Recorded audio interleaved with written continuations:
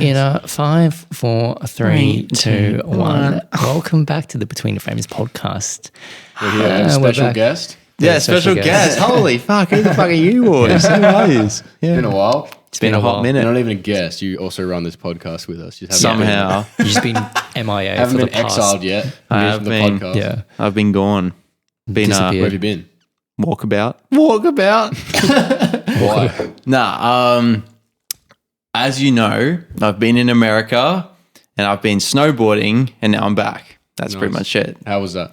Yeah, it was good. I met some new people. Shout out to you, Jamie Fenn, my creative friend, and Mari. Not that anyone gives a fuck. But Great way to shout out your mates. Yeah. No, they were awesome. But anyway. Okay. Yeah, trust me, they're good people. Top 3 things you learned. Probably that I love being able to have like a really good work-life balance. So like I was like making content, just doing my thing. I was like making my Patreon. If you haven't joined it, you fucking just Patreon. Yeah, I've been working my way. Have been plug with Hayden. Yeah. Trust me, it's good. Yeah, so I've been working on my website, doing all that, but I haven't been burning out because I've been snowboarding, and that's been like my release, so to speak. So I know what you mean. Not wanking. Okay. Oh, yeah, okay. Right. God damn it. Well, I had to go there. Anyway, yeah, no. So, all right. So there's that. The second thing that I've learned is don't judge a place until you actually like meet the locals and you get to like kind of go around and stuff. Because being with the locals, I got to see a side of Aspen that like a lot of people wouldn't see. Yeah.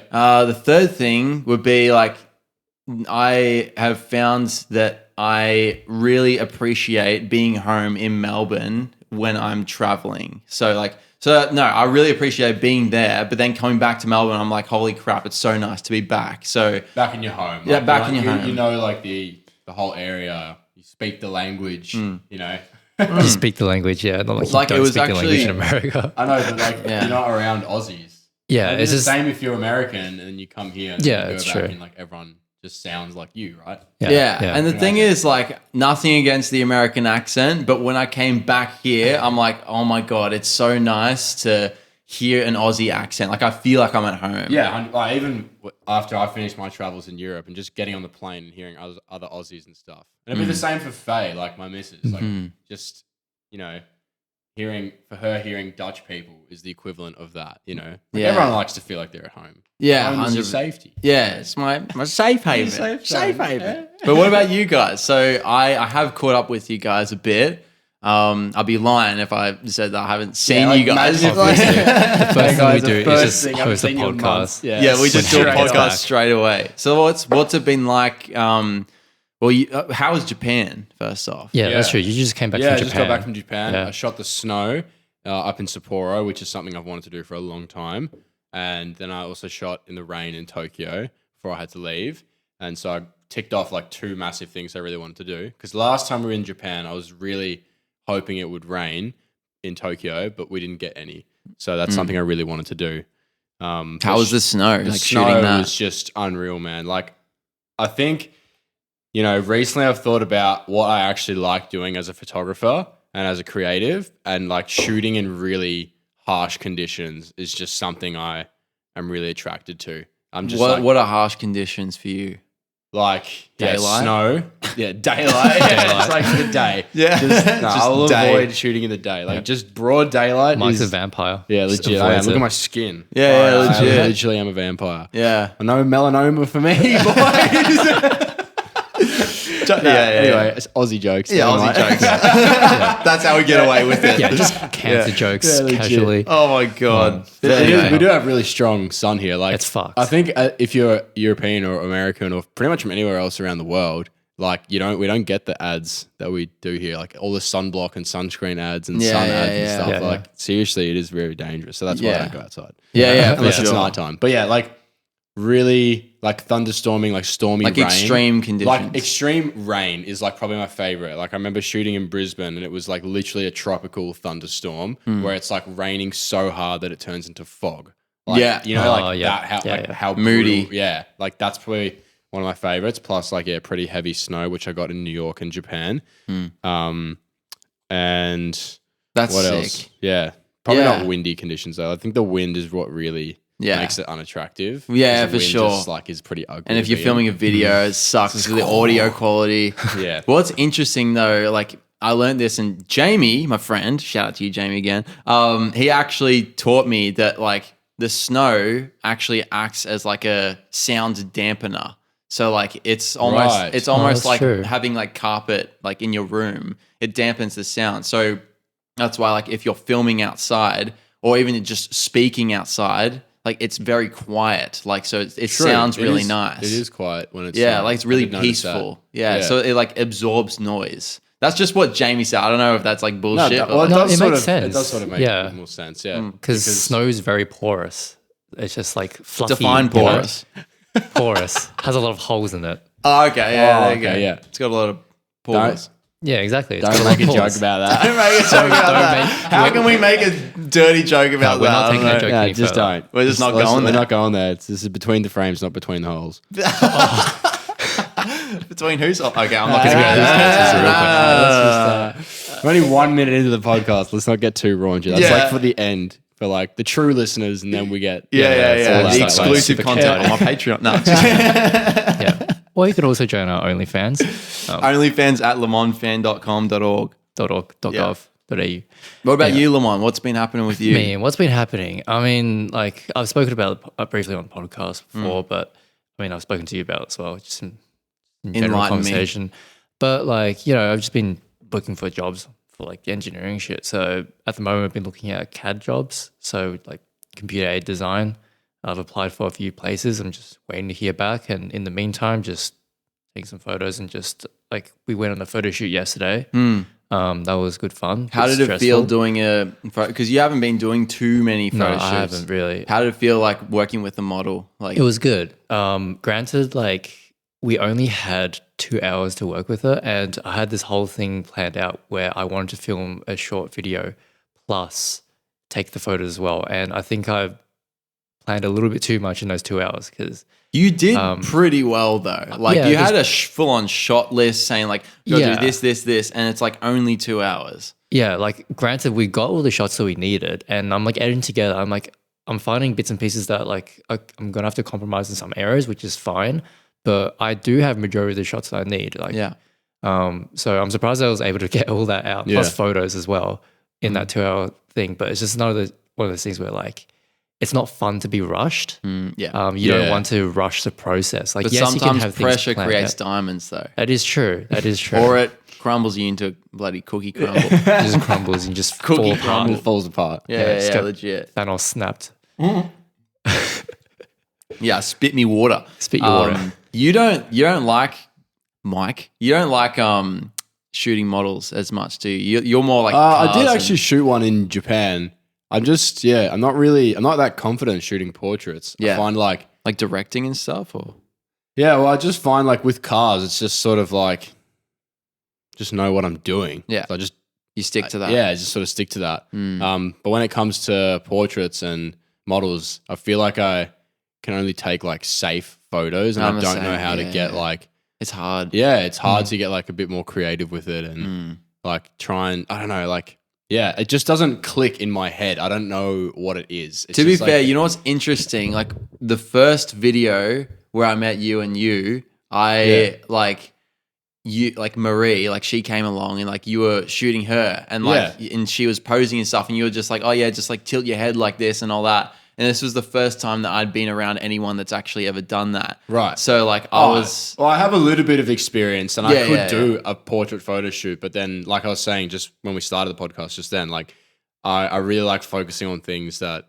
I just really enjoy taking photos of, and portraits just it's not your Yeah, thing. it's not your thing. like You just prefer we have cars. done some portrait shoots where I've really enjoyed it, but it's like breathing fire and shit. yeah, for sure. Like Yeah, that's yeah, just, yeah. I feel like love that's more doing like hectic creative shit. photography. Yeah, though. that sort of falls It's into- different, yeah. But you saying that portrait photography is not creative?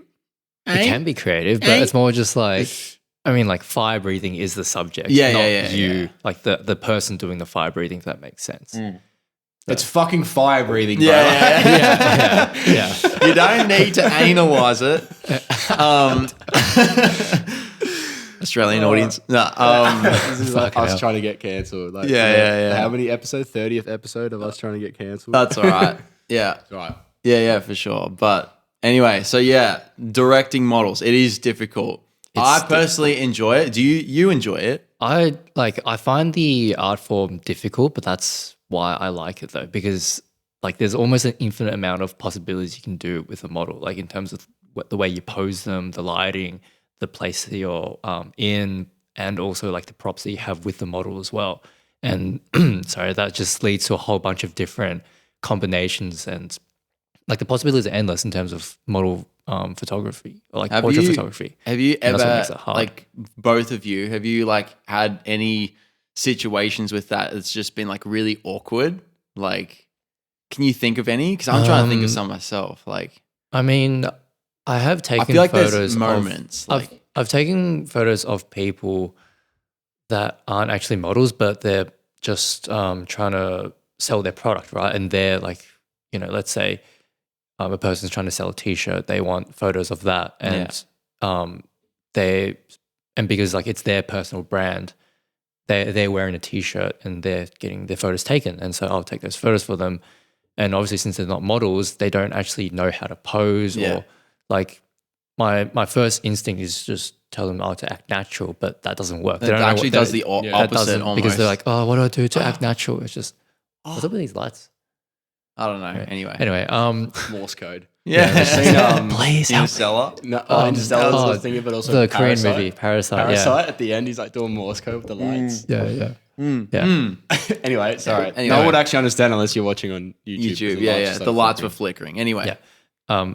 Acting natural is just Acting a natural. fucking paradox. It's a paradox in itself. So I think Act natural. It's like the way that I've been approaching model photography is just you sort of create a scene. So let's say, you're with a model, it's late at night in the city, right? You go like, okay, let's go for like a dark, grungy, moody type of vibe. So I want you to act like you're the baddest bitch in the world, or you just don't give a fuck about what you're doing, and you're just sitting on some stairs, or just like fucking leaning against something, like you just, or something like those lines, right? Just so starts you like vandalizing shit. Yeah, it's like not that far. You told me to do it. It graffitiing can't be everywhere. undone, Limon. Yeah, starts like just bashing random people.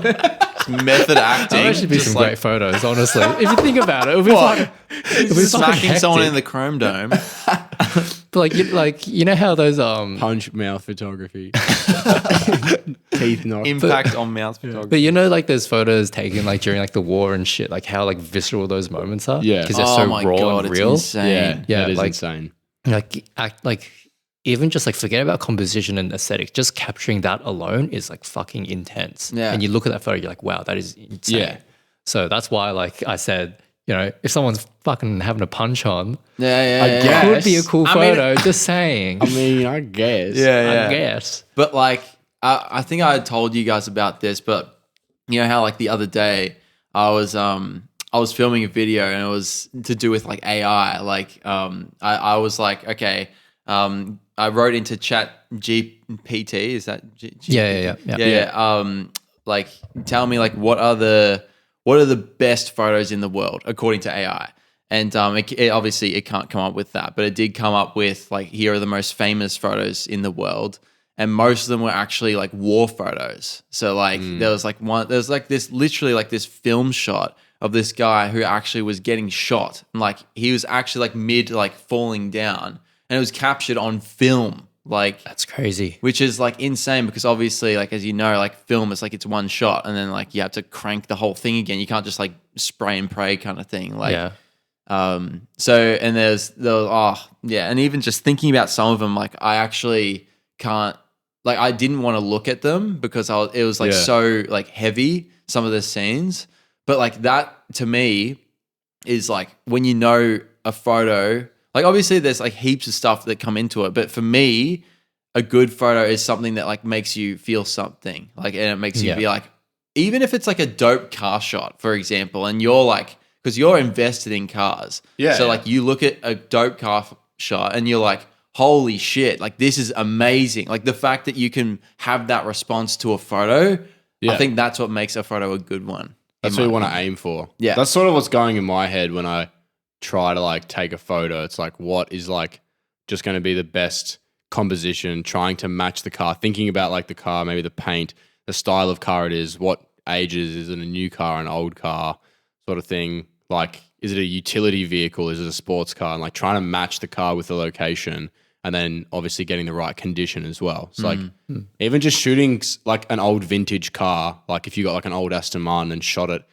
like outside a hotel in the rain would be sick. Like things like that. It would or like be.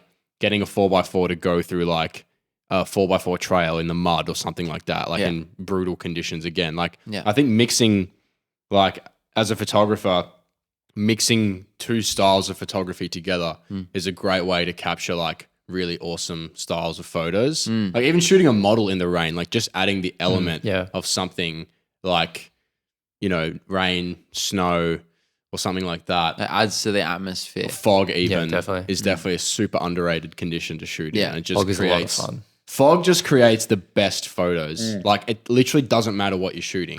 You could shoot in fog and it's just like people are just gonna be like, wow, like that's sick. Because it's hard to come by. And then when you're in a cloud of fog, it's like, how hard is it to get out quickly and just start taking photos and then try and actually get something and not be stuck in the actual cloud because you don't get anything, right? That's true. It's just like, that's why New York is sick actually, because they get all those steam pipes and stuff. So it's like you have like fog or steam in like an urban like environment. scattered around and like That's why New York has just like so many different variations that you can, you know, relate or you can just mix styles Into your of photography. photo. Yeah, you know what I mean? Yeah, I agree. Would you say that New York like is your favorite place to shoot in the world? Because it's like it is a photographer's dream. It's just it's a bit of a playground. Same with Tokyo, but Tokyo's a little bit too clean almost. Like especially like it's a fucking amazing place to shoot, but it is very clean. It depends on what you're going for. Yeah, it just depends what you're going for. So that's why next time I'd really love to go check out Hong Kong, and that's a bit more of like Liam describes it as Thailand and Japan mixed together, which is like grungy. Yeah, a bit more grungier, and then but with like sort of like the You got the neon signs there as well. Neon like cyberpunky. Yeah, exactly. Yeah, nice. But I do actually have a story going back to awkward photo shoots. Yeah. It wasn't a model photo shoot that was awkward, but when I was very young and just starting out, sort of doing photography, and I was doing like freelance jobs and stuff, I took on a job to do this like product photography. I'd never done product photography before. But I just said I could do it. And I just figured out, I just like watched a tutorial like that day. And he said he had a budget, but me being young and naive, we didn't even figure out a price yet. He just said he was going to pay me. Yeah. But obviously because I was so young, I'm like, yes, I'm going to get paid to go do photos. I don't care what it is. I'll just do it. Yeah. And we hadn't sort of, come to an agreement on a price yet. Which is already just setting up for awkwardness. But I didn't know that at the time. Yeah, that's fine. And also as well, like he wanted product photos. I'd never done that before. So I went and rented some gear, which I told him about. I'm like, this is the gear rental. He goes, yeah, that's fine. Just let me know how much it is. I'll pay for the rental. I'm like, sweet. Because I was getting like a light box and some other exterior lights and stuff like that. Yeah. It was also a 2-hour drive from where I was. So I wasn't even planning like, travel time and fuel and all this sort of stuff. And then it was also going to be 2 days of shooting, which I did know about. So I had to stay overnight in the Airbnb that they had rented. So it was sort of like, like a day and a half worth of work plus all the editing, and they wanted heaps of photos done. So I was like thinking in my head a price. I was like, I think I'm going to charge them about $700 for this because it's like quite a bit of work. Not bad. No, well, I was just starting out as well, so I didn't know how much to charge. But that's just like the price I had in my head that I'd come up with. Yeah, which great. What I thought was going to be worth it, right? Yeah, okay. What I thought was going to be reasonable. Anyway, so like I'm literally there. I do this whole photo shoot. Like that day when I got there, we shot like well into the night, and the next day I woke up and I shot all day. And then that night I was leaving, and then there's a whole room that there's some models in there actually like that were like doing sort of hand modeling, and it was like skincare products and stuff. So like putting it on their face and stuff like that. And then plus the product shots itself. Yeah. So I shot like all this, random stuff. And then I'm in the room with the models and the lady who was like styling it and everything. And then with the dude who owns the skincare brand. And then there's me. and I like say it in front of everyone. And like, so I was thinking no. for my price, like, can I? No, I'm already cringing. There's like 5 people in the room. It's like completely silent. I'm like, so do you reckon you could give me about like $750 for all of this? And he's like, oh, yeah, we didn't agree on a price, did we, before we did this? No. And I was like, no. no, but yeah, do you think like $750 is like what I want to charge? And he's like, oh. No. Yeah. What was he expecting? What was he It was expecting? like, I was more going to give you like $150. Oh, you're kidding. no. Okay. No. in front of everyone. No. And these girls are hot as well, man. Like, you know how to do cringe shit in front of cute girls, for fuck's sake. God damn it. So wait, what happened then? Well, I'm just standing there like, Just You got your trying to dick in your negotiate a hand. price. You're just like, I'm just like, God damn it. I'm like, oh, like, I can't even remember what I said. It was that awkward, man. But, I would have folded up into a pretzel. oh, dude, yeah, I think I pretty much did the same. And then, like, they were okay. like, oh, I think they're probably like, we'll talk about it later. But I remember I actually did end up getting $150. So, Oh, like, no. I Well, the fuck thing it. is, okay, so what did you learn from that? What did you take away? What's the definitely- resolution? Okay, I think the main thing is agree on a price before you go and do all the work. Yeah. Is the Yeah. main thing. 100%. And if you I can, agree. get a deposit as well up front. Like get at least half of the payment or even a 10% or something. Like just get And a make sure deposit. you're charging in USD. Oh, unless you live in England, Yeah. then charge in pounds. It's even better. Unless you live in Kuwait, then charge in Kuwait Yeah. dollars. That's the strongest currency, apparently. What about Antarctica? What do they charge in? They're charging penguin eggs probably. Or something. I don't fucking know. Penguin eggs. One penguin egg is like 50 Rupees. USD. Yeah. Yeah. So anyway, yeah. So that was my Yeah. awkward story. That is is pretty bad. That's cringe. Like that is awkward. It was very awkward. Yeah, but I love actually. Part of me loves hearing it because it makes me feel better about myself. But then there's no. like the other part where I'm like, no. I just Yeah, can't. it was pretty bad. Like it's just I've done some pretty cringe shit. to be Surely, honest. like, you have a cringe, like, photography story as well. Me? Yeah. Well, it's not so much. Well, it is actually kind of cringe. So I used to do before I did like the photography videos and everything with the boys. I used to do event photography because I wanted to go to more parties. That's just the reason why. And so I was doing this 21st this one time, and with event photography, especially if you're doing it in venues, you have to have a flash. What are you laughing at? Good. Water went the wrong way. Oh, okay, yeah. I thought you already knew this story or something. No, sorry.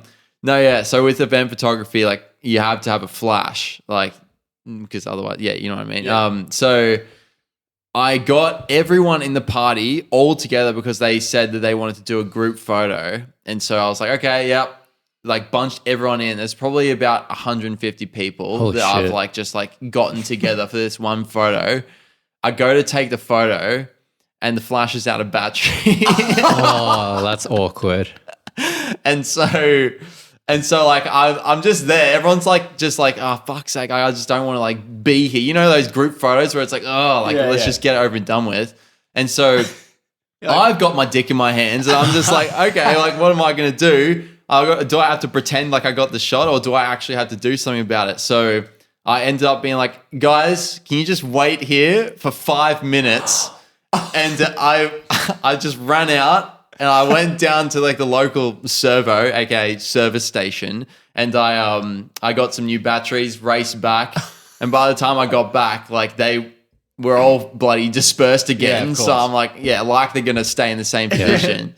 But then I tried to get everyone back, and they're just like they're so like reluctant. But eventually, I got everyone together. I took the photo, and it was fine. But the biggest thing that I learned from that is make sure that you just double check your batteries and your SD cards, because I've like forgotten an SD card a few times before. Yeah, that's which happened before I feel as like well. everyone's done, but. Yep. Or like if the audio isn't recording, or just something like there's just so much stuff that can go wrong, like Yeah. with what we do. Like Oh, there's so many absolutely. logistics. And also just like if you're starting out as a photographer, it can be nerve-wracking as well to be the person that's in charge of like taking photos and like having to go up to people and be like, hey, like, can I get a picture, or do you want a picture? Like, how do you? Hey, even- can I get a picture? You just take a selfie with them. Can I have a picture with you guys? Yeah, no. Imagine if that was a job. Anyway, yeah, keep going. No, you know what I mean. Yeah, though. yeah, Like, yeah. It can just be nerve wracking Yeah. in that way, like to try and get, even if you're doing candids or like your first time shooting events of any description, like it can just be sort of like nerve wracking. When I was young as well, like I remember starting out and I was shooting for this guy who made like tights for women, like gym shorts or gym leggings. Sorry, Yeah. and he had like cool artworks and stuff on them. And the artists that he was working with, who he printed their work on the leggings, they were doing an exhibition. So you could buy the leggings there, like at the place they were doing it. And then they also had the artworks on display for you to like maybe buy or just look at, plus other artists as well there. So it was like a mixed sort of like collaborative exhibition or whatever. Yeah. And I was in charge of taking the photos for that event. What I didn't think of as a young photographer is that I only brought one lens. It was my 35 mil, which is like and it was a pretty tight space as well. So I probably should have just brought my kit lens at least, the 18 to 55. My only other lens was this 35 mil. So, but I just figured like, oh yeah, it's a good lens. Like I was using it for everything at the time because I just got it and I just thought it was the best lens ever. And I was still taking great photos. At least I thought for the night. But obviously, this guy had gone through different event photographers and expected something else, right? No. And so at this point, I would have been like, maybe like 17, like doing this. So I was like, yeah, pretty nervous already being there because it's something I'd never really done, like event photography. And yeah, I was shooting on one lens. So I think my photos were probably very below average, especially to what he was expecting. Yeah. Right. And so the event finished. He gave me some cash for it as well. I can't even remember what it was, probably a couple $100. And then a few days later, I sent him the photos and I was so nervous of criticism. I just saw his message back to me. He goes, hey, thanks for the photos, man. And then the next message was, I do have some feedback for you though. And I was so nervous. I just never opened the message. What? To this day, it's yet to be opened. Yeah. Should we open that message? We can Probably try just and lost find somewhere. it. If you can Holy find that shit. message, it would be interesting to see what they say. All right, well, we can come back to that. Yeah. But in the meantime, as a photographer, Limon, like, surely you've had like some awkward situations or even situations where like I don't know, like, have you found it hard to sometimes go up to random people and take a photo of them or something? That is true. Like, to be honest, I've never really, like with street photography, I've never really approached anyone and be like, hey, can I just get a photo of you? I just go ahead and just fucking take the photo. Yeah. 'Cause- How close do you get? I mean, to be fair, like most of the time I do shoot on like a telephoto lens, like 105 or even 7200. So you're not getting up in their grill. I'm really not getting up in their grill. And there's only been a few times where like I've used a 35 or a 40 mil and I've taken street photos, and like that's when people actually notice you taking photos. Yeah. It's like, and why like are you people will taking just like photos? smile at you, like wave, or like they'll just Yeah. like block the camera as well. Like I remember maybe a couple of weeks ago I was just doing some street photography. I was with you and Liam as well. Yeah.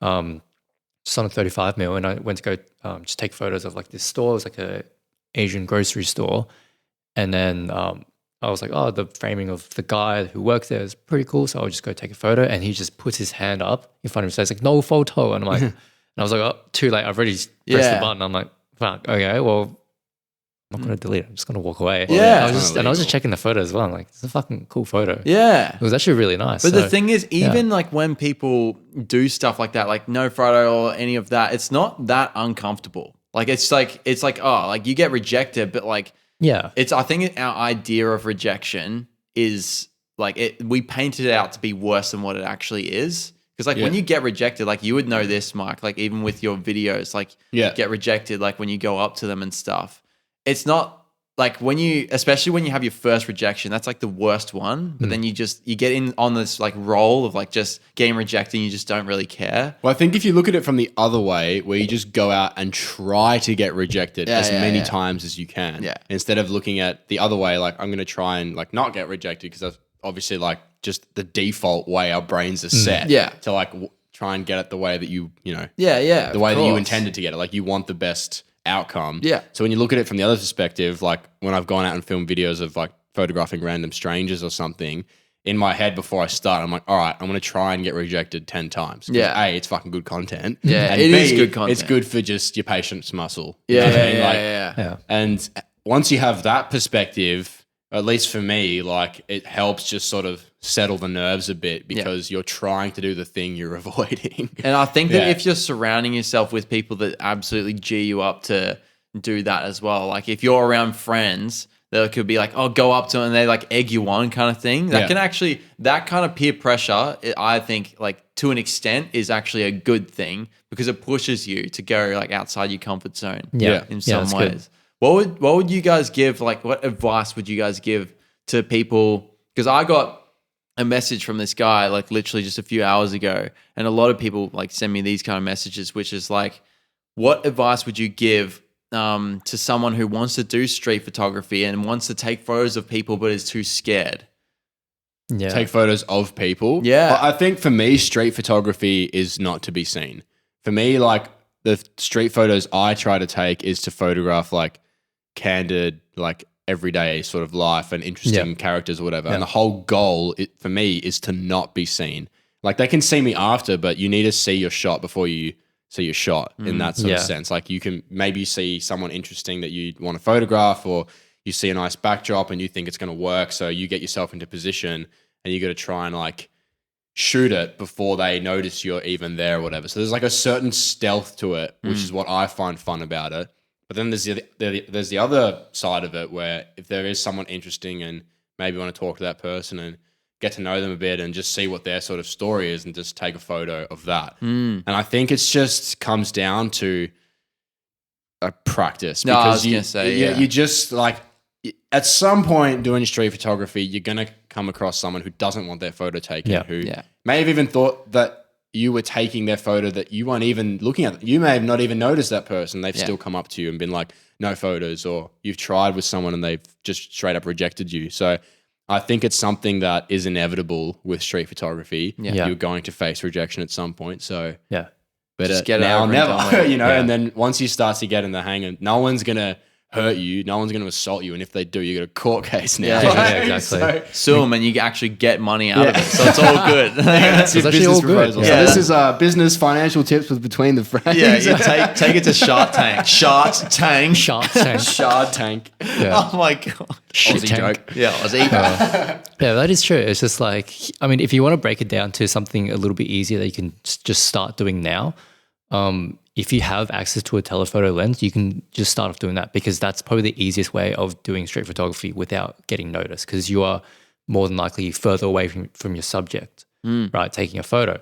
So you can start off with that, and then obviously, once you feel more comfortable with that, start getting, 35, 50 mil, 35. Yeah, all that work sort your of way shit. down. So you work your way down and that's when like I think you'll be able to figure out like, okay, like taking photos on the street isn't that bad. It's not a fucking crime to do that. And there's you another get thing, used to that. like if your camera has like a flip out screen, like for me, I actually find it easier to do like more stealthy street photography if I have the camera like kind of by my hip and I flip out the screen, so I just look like that as opposed to bringing it up to your face.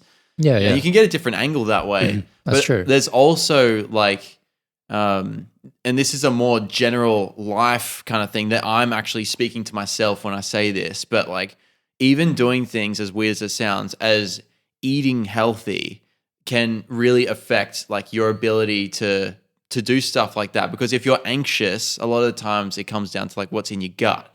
And like if your stuff if the stuff that you're consuming is no good, then you're probably going to feel a lot more anxious than if you actually eat well.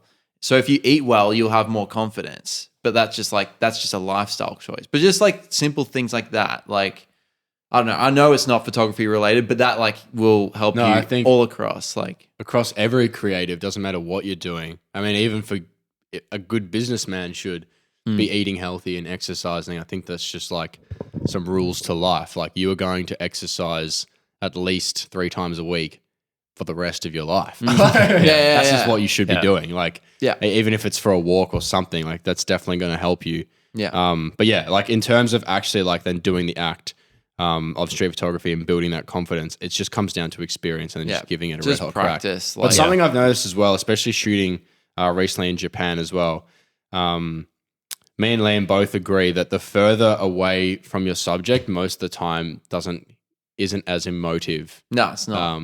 As getting closer. But it also really depends on the style of photo that you're going for. Like what you're capturing. Yeah, that's true. When I was in the snow, like what I was trying to get was like a lone subject, like a lone walker sort of style. Yeah. So I was building a set around that. So it was all pictures where it was like I wanted to get the entire background with one person, maybe in like sort of lower third of the image walking by themselves in the snow. So you get like the haziness, fog of like the snowstorm. And then you get in the foreground, you get the snow flurries with this one person walking off in the distance, like battling it out. Yeah. You know, and like that was something that I felt is really emotional to look at. Yeah. Because it's like, it sort of looks like I Am Legend in that way. Like yeah, it's the only impressive. person walking through like this shows snow scale. apocalypse. Yeah, exactly. Like getting the Snowstorm, scale. But if you're shooting someone, like you want to get more of getting a candid shot up close and like getting closer to your subject most of the time means you're going to have more emotion. But that's like usually the hardest to get is to get close to someone without them noticing you and then getting that shot. Yeah. So there is definitely such an art to doing that. For sure. Yeah.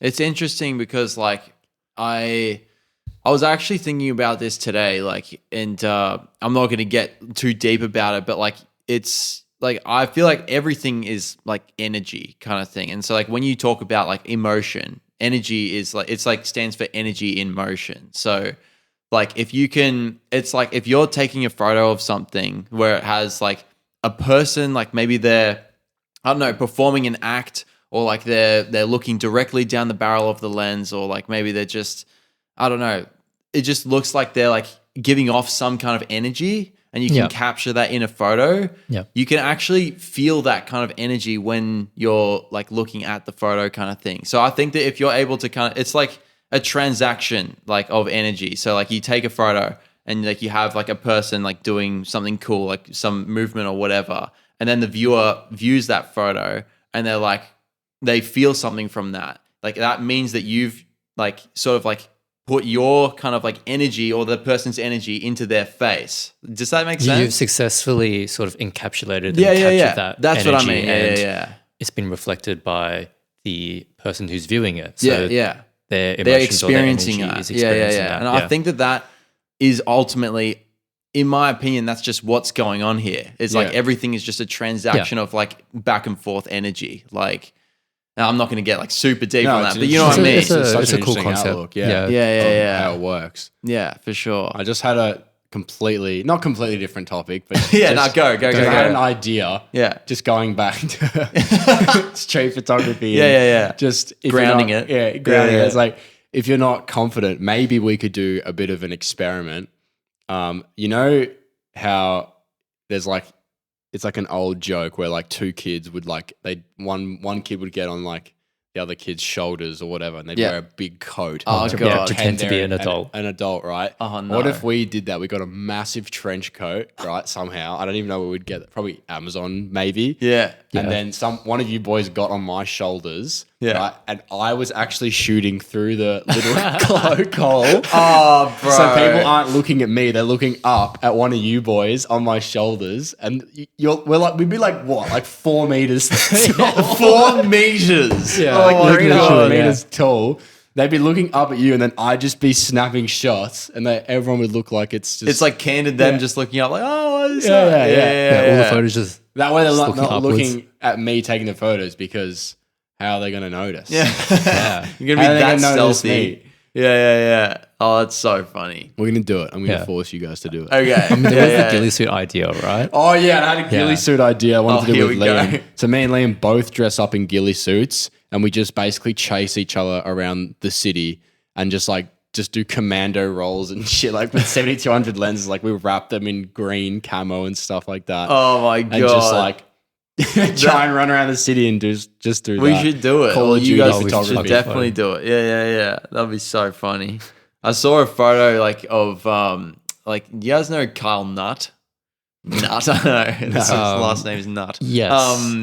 Yeah. You showed I me recently. talked to you yeah, about this yeah. the other day. Like he did this photo shoot of Master Chief, like in real life. Like he had like the I think I did whole see this armor. actually. Yeah, Yeah, yeah. sick. I was like, damn it! Like he did it before because I wanted to do that as well. Do you ever feel like you have like these ideas, but then it's like it's almost like it's not your idea because someone else does it, and Someone it's pinched almost it. like it's legit. Well, it's like I feel like it's almost like the idea is just like it's time for that idea, but it's like who's gonna do it first, kind of thing. Yeah. Do you guys think that? Like, I think yeah. there's a like a law in graffiti where like if you write the same name as someone, you should stop writing that name, right? Like if someone, let's say for example, your word like when you graffiti something is like tilt, yeah, right? okay. That's like what you write. yeah, tilt. Yeah, And then but you know that there's someone out there or you recognize that someone's already writing that word, you should just stop writing that word. okay. However, if you can write that word better than the other writer, then and they get up should more, stop. then it's like who is burning harder? You know, Ah, and I see. You know what I mean? So like that, I think that is obviously not like what you should do, by the way. Like, Don't Disclaimer: graffiti. don't do that. yeah, exactly. But Yeah. you know what I mean? Like, for example, like you're not going to go up against like one of the best writers in your city or whatever. But like in terms of just the graffiti law, it's just who burns that word harder, who gets up more, who just, actually writes the word better is how you earn your respect. Yeah. So like, I think when it comes to creating content, it's just like, it just comes down to who can burn the hardest, Yeah. you know, Yeah, of until you course. burn out. Yeah, pretty yeah, much. yeah. Like, Well, that's the pretty thing. much what happens, right? Like who can, if, Take it the furthest. for example, like POV videos. There's a bunch of channels that do like POV photography videos now, but like whoever started it, but like who does it the best? And I think Pierre Lambert is currently the king of POV videos. Yeah, he because loves it. Does it the best and the most often. Therefore, he is like King POV. King Pierre. Yeah. As for an sure. example, you know what I mean? Yeah, so it's yeah, like, yeah. yes, ideas are everywhere and everyone can do ideas. And yes, you might be similar to someone, but who, at the end of the day, who's making it better? Yeah, exactly. You And who's can actually They get putting the the effort crown to do right? it? Yeah, for It doesn't sure. matter who came up with it, but who's actually done it better. Yeah, it's very interesting. Like, yeah, just ideas are just like I think that if you have an idea, like I personally think like you should just like send it, like just absolute. Obviously, don't do like stupid shit, but like Well, there's common sense with everything, right? yeah. No, for sure. Yeah, but even going back to Carl Nutt and his Master Chief photo shoot, like just because he did a photo shoot on Master Chief, that's just like one series that he's done, right? You can, and if you really want to do a Master Chief photo shoot as well, you can do that as well. There's nothing stopping you. Yeah. Like, We just say it's inspired by this person. Yeah. as well, it's like- inspired by fucking Halo, not Yeah. him. Yeah, But, that's like, also true. Yeah, Yeah, But yeah. he So did do the photo he shoot. did the which photo then shoot made first. you want to do Yeah. the photo shoot as well. That is true, but you can always do it differently as well. Like it doesn't have to be like I believe like his photo was Master Chief like in like a desert and like punching the ground. It's like that the classic shot from The Halo 3. iconic, like, The iconic yeah. one where it's like a shield in front of him and shit. I Yeah, think it that was was like so good, man. yeah, it was a Like- fucking cool photo. Yeah, So that was like the photo they recreated. But there's nothing stopping you from doing like, let's say, I don't know, maybe like Master Chief on Planet Reach or something. Like fighting yeah. an Built a elite. ghost.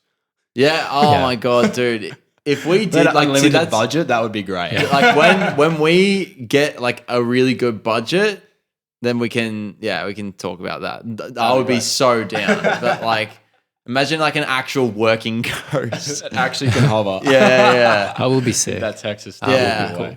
Yeah, for sure. But with well, I was just like thinking about like ideas and stuff. Like so now that we're all back, I'm just like I feel like now's the time for us to just like go like full steam ahead with like everything and like just come together because we haven't been working together like in like for the past like over a year or Maybe something. over here, yeah. So I'm just like excited to just get back into it. What are you guys? How are you guys feeling about everything? Just at the moment, like with Yeah. YouTube, like even with like reels and everything. Like, what are you guys thinking about? Just everything at the moment with. Oh, I think that? there's just so many ways now to promote yourself, but it also allows just so many other people to also like have that opportunity as well. So therefore it comes back to what I just said. It's like just who is going to burn the hardest sort of situation, and who is going to make content that is actually meaningful and people are actually going to watch. I think that's the hardest thing, because like I was actually talking about with you this morning, right?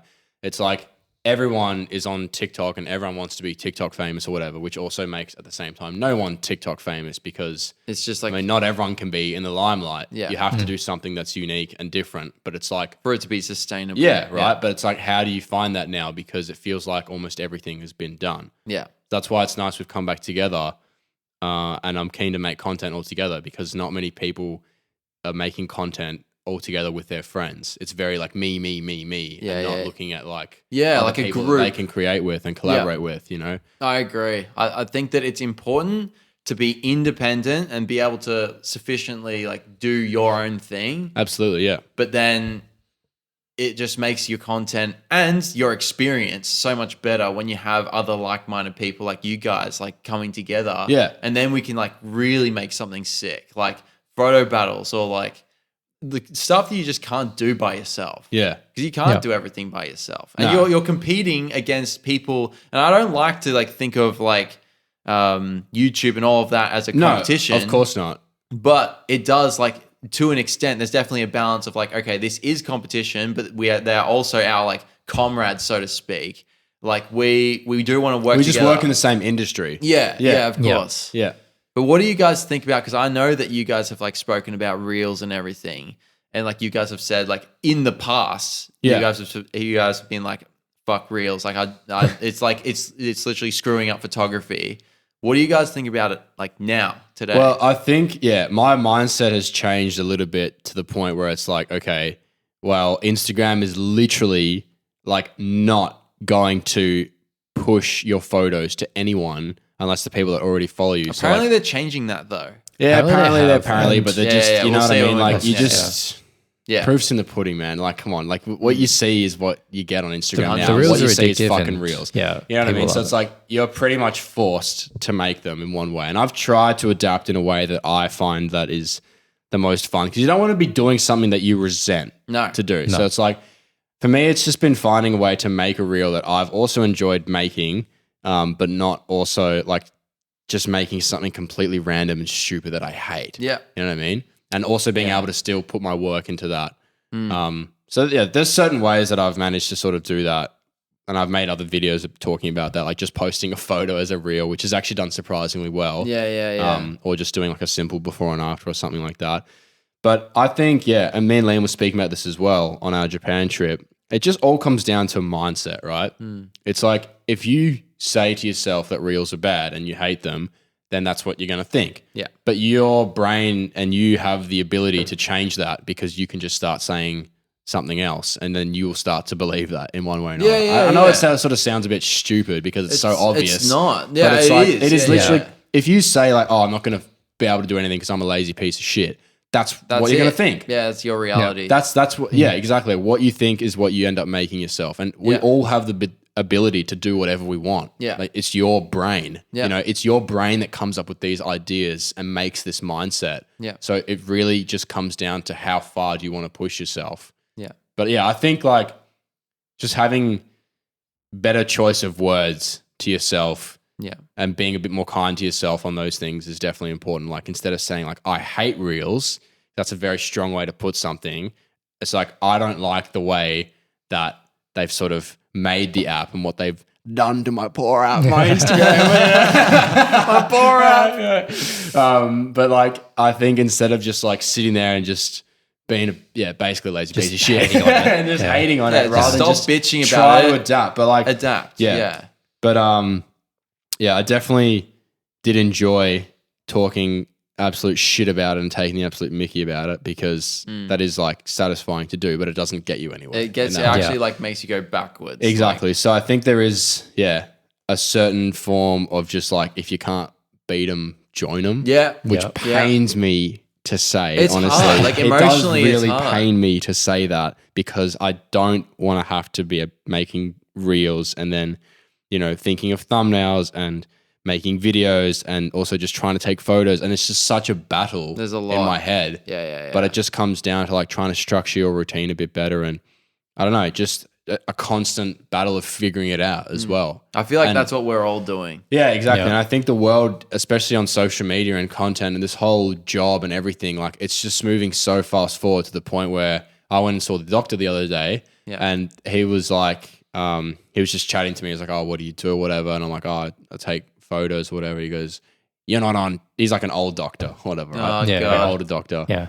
And he was like, you're not on TikTok, are you? Oh, really? I'm like, well, yeah, sort of, but like not really at the same time. He goes, you're not one of those guys that tries to go, well, what would you rate me out of 10 or something like that? You know, there's like those stickers like, what would you rate me out of 10? Yeah. Like just all this shit. It's like everyone is just trying to be like, quote unquote, an influencer or a content creator. Like you see it everywhere. Like maybe I don't see it as much as I do in Australia as I see it around other parts of the world I've been.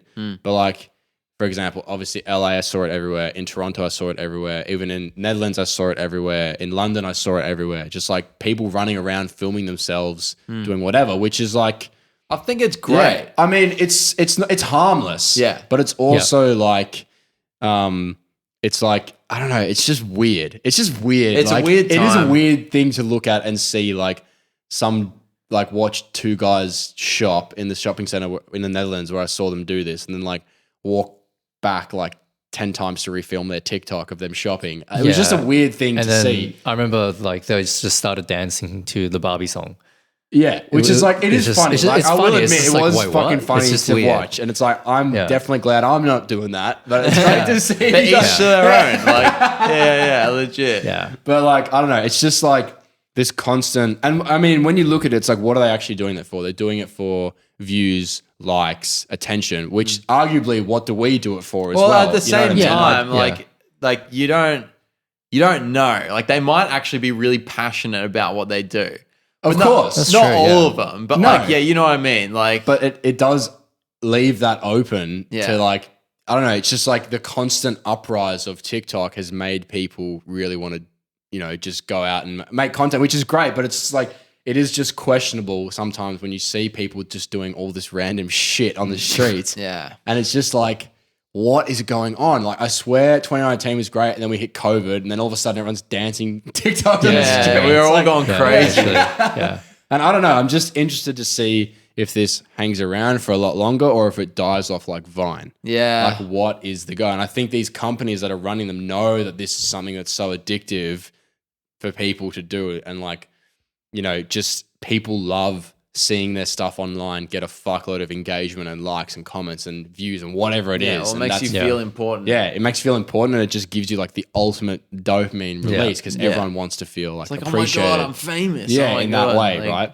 So it's like companies know that and they're like, it's just, I don't know, it just goes so much deeper. Yeah, it's just really it's like interesting deep within to our see. psyche to like desire like fame and money and all that. But yeah, it's an interesting time for sure, and I just feel like That's the part I hate about it. Yeah. Is why like the psychology behind it. Yeah. And Yeah, once that's you true. understand that, it's hard to like love it It's- in the I way that know. you once did. I You know what don't, I mean? Yeah, I don't like how TikTok basically feeds into addictions and how Yeah. addictive short form content. to be fair, Is. everything's addictive. That is true, but short form content just makes it that much Yeah, it's easier. just like extremely. It's just dopamine after dopamine, like 6, Yeah. 7, like 15-second videos, Yeah. one after the other. It's like it definitely feeds into that a lot, and that's the aspect that I dislike about short form content.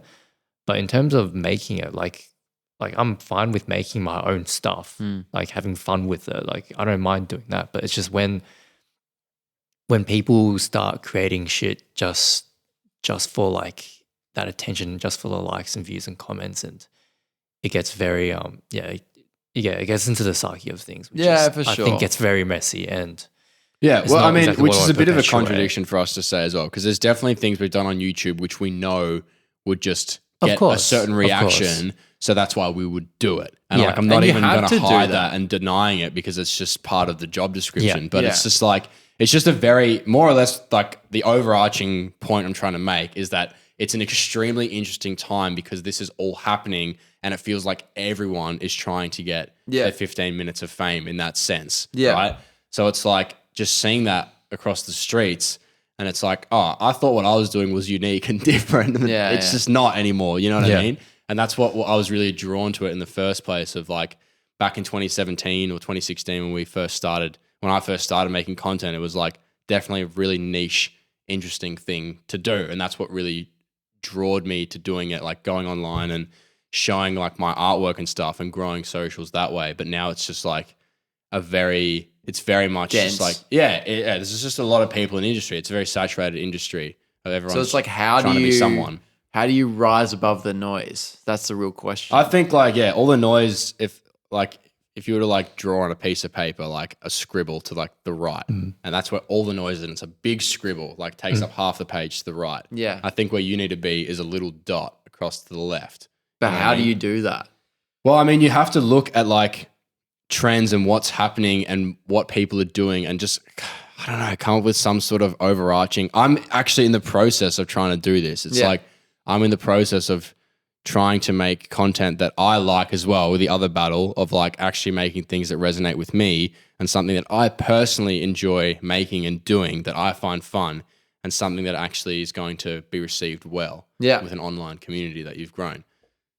It's interesting because it's like I've thought about this as well. It's like you don't want to conform, but you also don't want to not conform, because if you're conforming to not conforming, you're still conforming to something. Like, you know what I mean? True, Like, or it goes back to if you can't beat them, join them. Exactly. But you want to try and basically you just want to try and create original content. But how do you do that and make it good and people actually want to watch it without getting bored and moving on to the next thing? Yeah. You know what I mean? How? That is the question of the I don't century. know. No That's one knows. a question. I To actually- whoever's listening, please. To be tell honest, God. I actually Are have you like there? a theory. It's not a theory. It's probably like more so.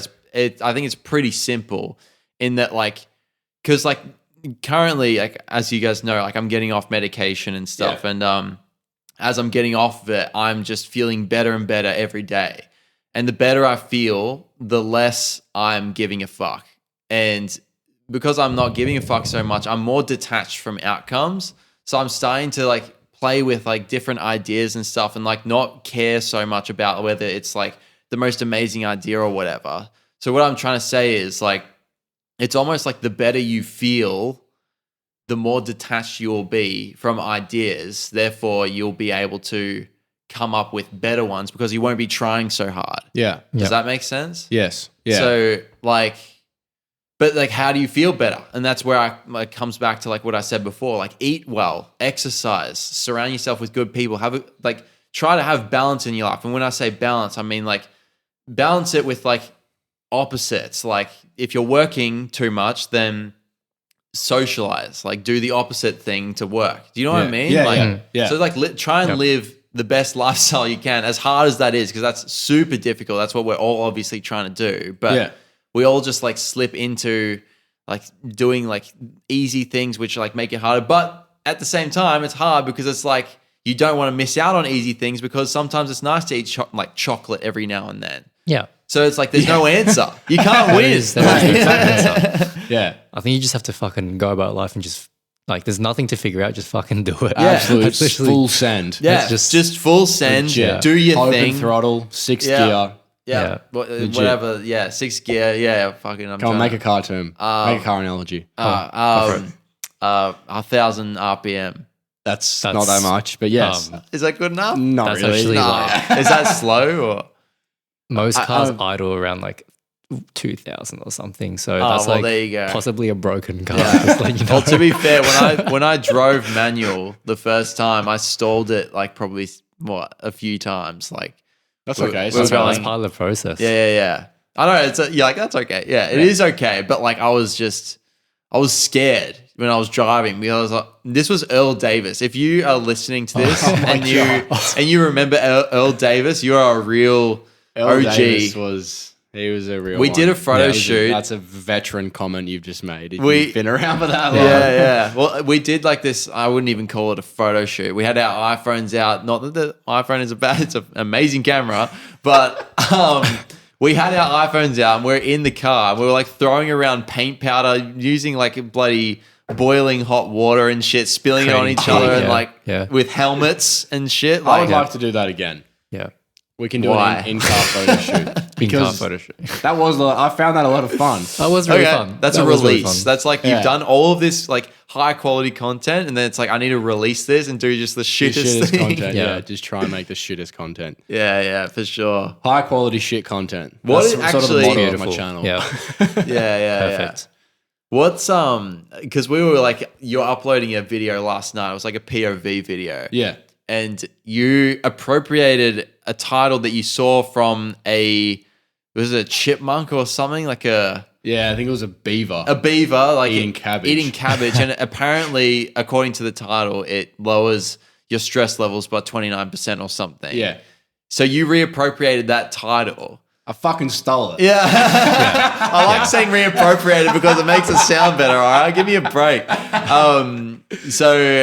But what I like about your titles and stuff is like your ability to kind of let go of this idea of like the perfect title, and you just kind of play around with it. Yeah. Which I think is like that's one of the things that like makes you stand out as well. Thanks, man. Well, and it's something that I am trying to work on. Like for me personally, I don't think that I could upload a video and be like, this POV of this guy makes your stress go down by 29%, because like my perfectionism would be like, oh, like I need to get the right keywords, and like I need to make it like concise. Yeah. But like I think that just like anything, I think that there's definitely a balance in playing around with the titles and then having the right keywords. Yeah, Like, absolutely. Well, I think there's also there's like the wild card to it as well, where you see a title that's just so rogue, you just have to click on it in one way or another, like that beaver video, for example. yeah. Like, and that's sort of what I aim to do as well. Like, where you try and factor like the facts of, yes, YouTube, you need a keyword and something like emotive for a thumbnail or a title or whatever. Well, then also just adding a little bit of just Spice. rogueness, spice to it Yeah, or whatever. yeah, Do you know what I mean? I yeah. think It's just your like own the unique randomness, flavor. yeah, to it, and just seeing how it does, and then just being like, okay, well, that didn't work. What's like just on to the next thing? It's Yeah, like on to the it's next. done. Like we should what are you actually gonna make do? merch calling it onto the next or something like that, because I would fucking wear that shit. Like I need to move on to the next a lot of times. But what about you, Limon? Like, because I know that you spend a lot of time like doing your Photoshop and everything. Do you find it difficult to move on to the next? That is true. To be honest, like moving on to the next thing is not like when at least like for me at least at the moment, when I do post a photo or publish a video, I'm like, fuck it, I'm just not looking at that ever again, trying to figure out something new. Like, okay, what else can I do that's different and like that's very like in sync with me, right? So I guess in that sense, like I don't really like hold on to like, oh, like how's the video doing? Like I'm not super focused on that. What are you focused on? I think I'm just focused on more of just like what actually brings me joy. Which like is what kind of, and that usually trickles down to what kind of photo shoot concept or idea can I pull off that will excite me? What's something that I can do that is like, just something that I want to do with photography? Because I feel like, as we've said before, like a lot of things have been done with photography. So what is my own personal style? What is my own personal thoughts? How can I convey those thoughts through photography or through a video? So yeah, that's usually how I would go about doing it. What do you feel like is like, what do you feel these days excites you with photography? These days? That's a fucking loaded question. Well, I know yesterday Loaded you were fries. talking about, yeah. Yeah, loaded fries with extra sauce. What? animal fries in and out. Yeah, in and out. Good stuff. I know yesterday, like you were talking about, like you like these days, like you like using props because it helps tell the story Yeah. in your photos. Like, Yeah, that- exactly. Yeah. Well, going back to yesterday's shoot, because like the idea was, the main concept of the idea was that the person goes on a solo date. So the idea is like you appreciate yourself. So rather than focusing on being like, oh, I'm alone, what should I do? Like, where are my friends? Like, do I have a loved one or something?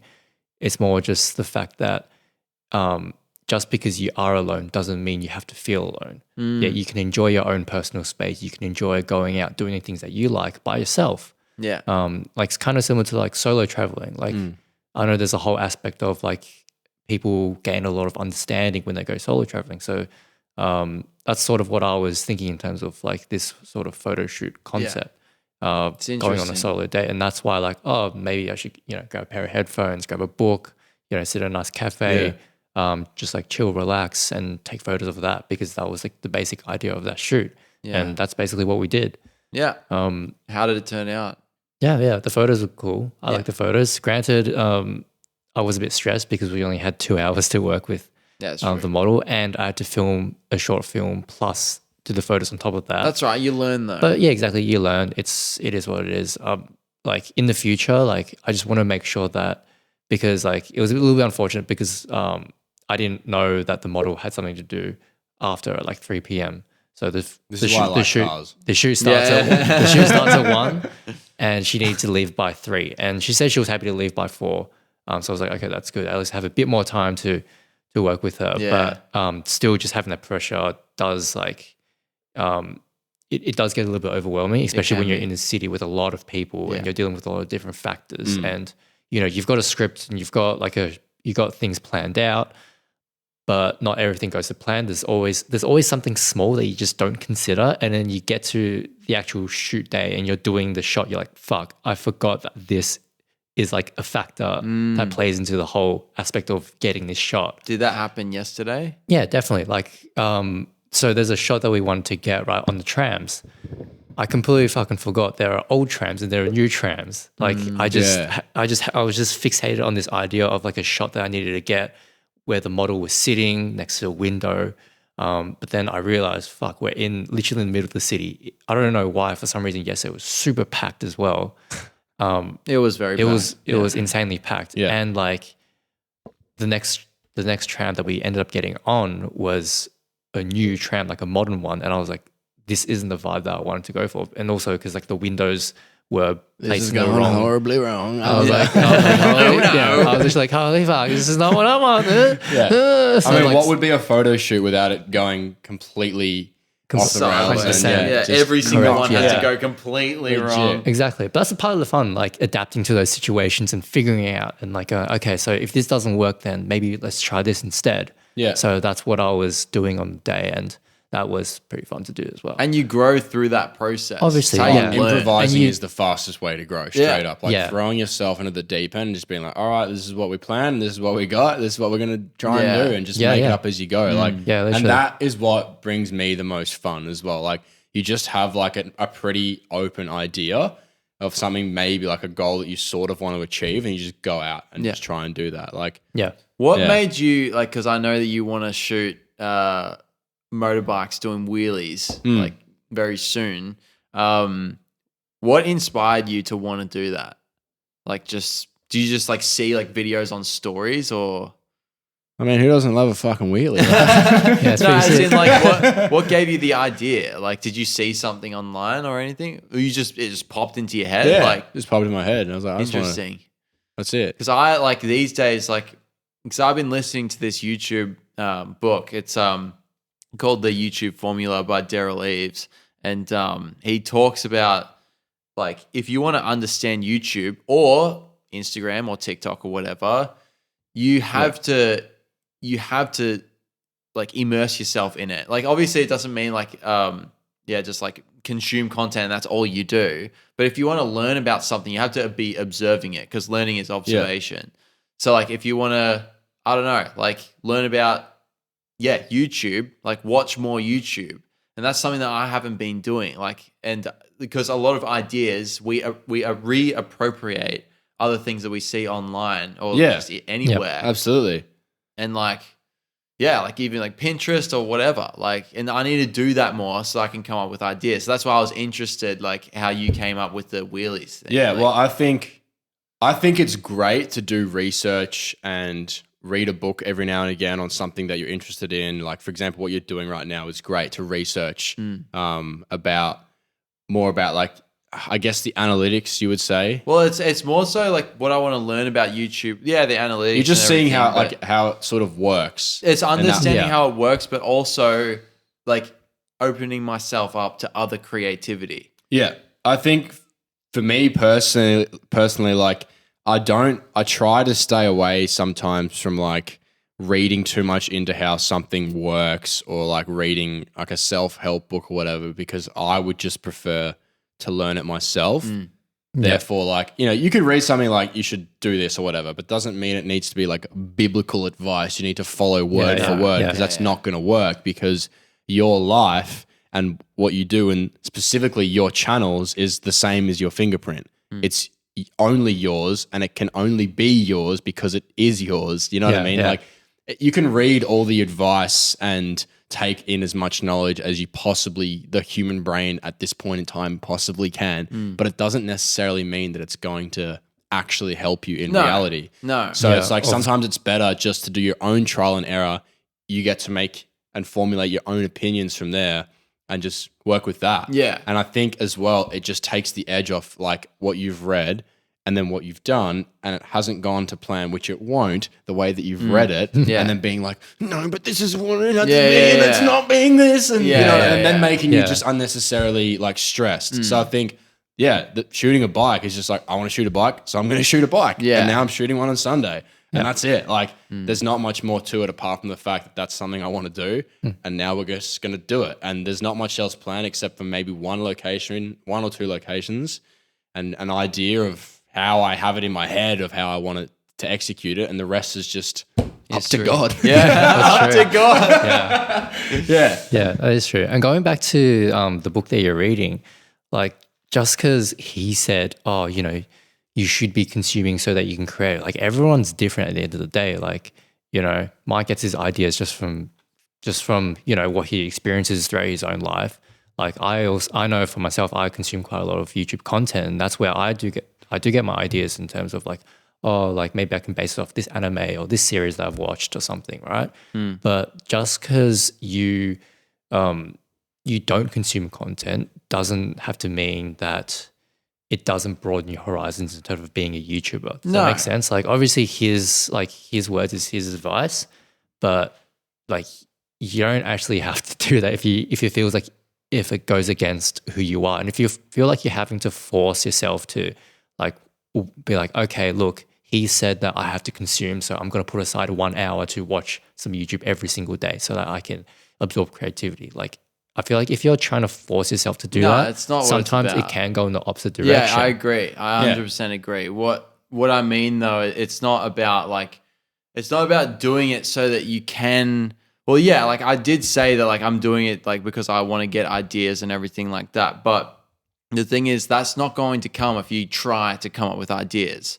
Like, because you're trying too hard. As you said, it goes the other way. But what he said was like, if you just like anything, like, and I knew this beforehand, I just didn't really like. He put it into words, so it kind of like clicked. Is that if you observe anything, you will learn something about that thing, because that is what learning is. So if you want to understand, and like you don't need to, you can watch like the best or like the most successful YouTubers and all of that, and like learn all that. But like what I'm kind of like saying is like, I want to open myself up to more of people's like creativity, so I can, like, as opposed to, because the thing is, like, my mind is like these days, it's like so focused on just content, like just making it myself, and like what are the analytics and stuff, as opposed to consuming other stuff. So in a way, it actually like switches my brain off, because I'm like enjoying, because that's what it's for. It's for enjoying. That's true. Like, and when you enjoy it and you're fully engaged in it, that's when the ideas you can be like even the other day, like I was just watching this vlogger. I forgot like what her name was, but she's a travel vlogger, and like she was climbing this mountain, and I was just engaged in the video. And like as she was climbing the mountain, I'm like, I want to climb a mountain. Like it actually made me want to do that. And I was actually genuinely thinking, like, should I go get a drone shot of like me, like, I don't know, like going up like, I don't know, Mount Worth or something like that. Like, you know what I mean? Like, so what I mean is like, it's not directly trying your hardest to get inspiration from it, because then you're not going to, if you're searching, you're not going to get it. But it's just about like putting yourself in the conditions for potentially, I don't know. That's true. I'm still figuring it out. So. No, I totally understand. I think a good way to do it as well is like, if you're struck for ideas, like go back, like ask your little cousin what he likes about what he likes, you know, or whoever, like if you got a little brother, or just just ask like a kid like what they like about planes if they're into planes. Yeah. And just listen to what they have to say. Yeah. And I'm sure it'd be some really simplistic answer. And it doesn't need to be much more than that, because when you like something, You like, like what do you it. like about planes? Like, oh, I like them because they're cool. Yeah. Great. But even that, fucking cool. even that in itself, Yeah. that in itself is still consuming content, because that is still content. It's just real life content. You know what I mean? I guess Everything is content. everything is content. Bro, that was a fucking real hell. good real life content Yeah, podcast yeah. we Fucking just hell. did. Yeah. Yeah. On that note, we are at the 1 minute 15 mark. And 1 minute. Sorry, not 1 minute. Oh, like that was a minute. Have we been on longest drugs or minute something? ever. It's like, yeah. Yeah, sorry, 1 hour and 15 minute mark. Is that still recording? That is still recording. I see the yes. little Thank red fuck. dot. Yay. So I think we can wrap it up over here. That was a pretty good It was a potty. good potty. That was It was fun. just Do you fun. guys feel like at the start of a podcast, you don't really know what to speak about? By the end of it, you feel pretty content? Yeah. I feel pretty content. Yeah. Yeah, that's good. At You know the when you start, you're finish a always podcast nervous. and you don't feel content Yeah. at the end? That's not good. That's not Yeah. great. Yeah. But I do Stay feel away content. from that. Yeah. Yeah, it's always nervous, like being like, okay, like good what should I think of during the just podcast? talking. But then you start talking and Yeah, it's you fine. just- It's like and- the first 5 minutes is shit, so just skip that and then like get into it. That's like, what we need to do, the sponsors. Yeah, legit. Yeah, Yeah. Actually, literally. don't skip the Sponsors is no first one. 5. We have no We need sponsors. that. Yeah, we need that. watch sponsorships time. hit us up.